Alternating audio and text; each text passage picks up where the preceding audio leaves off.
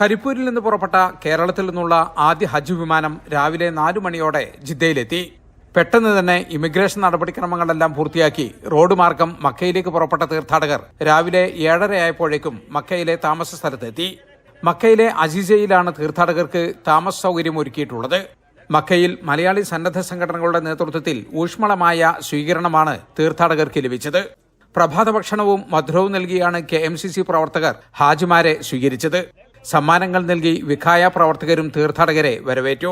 മക്കയിലെ ICFRC OICC പ്രവർത്തകരും ആദ്യ സംഘത്തെ സ്വീകരിക്കാൻ എത്തിയിരുന്നു.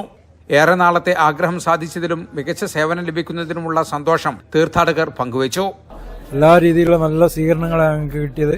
ഇപ്പോൾ ഇവിടെ ഫ്ലാറ്റിൽ ഞങ്ങൾ റൂമിലെത്തുന്നവരെ എല്ലാം അൽഹംദുലില്ലാഹ് മാഷാ അല്ലാഹ് നല്ല സ്വീകരണം. അവിടുന്ന് തന്നെ KMCCന്റെ പ്രവർത്തകരൊക്കെ ഉണ്ടായിരുന്നു. അവരാണ് ഞങ്ങളെ സ്വീകരിച്ച് ഞങ്ങൾക്ക് ചോക്ലേറ്റൊക്കെ തന്ന് ബൊക്കെയൊക്കെ തന്നുകൊണ്ട് ബസ്സിലേക്ക് യാത്ര അയച്ചത്. അൽഹംദുലില്ലാഹ് എല്ലാ നിലക്കും ഞങ്ങൾ സന്തുഷ്ടരാണ്. പല ചായയൊക്കെ ഞങ്ങൾ ഭയങ്കര ക്ഷീണിച്ച അവസ്ഥയായി വന്നതോടും നല്ല ഭക്ഷണങ്ങളൊക്കെ തന്ന് അവർ ഞങ്ങളെ സ്വീകരിച്ചിരിക്കുന്നു.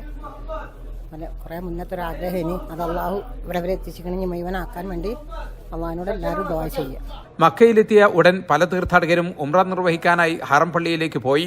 ഹജ്ജ് കർമ്മങ്ങൾ ആരംഭിക്കുന്നതുവരെ ഉംറ നിർവഹിച്ചും ചരിത്ര പുണ്യസ്ഥലങ്ങൾ സന്ദർശിച്ചും തീർത്ഥാടകർ മക്കയിൽ കഴിയും.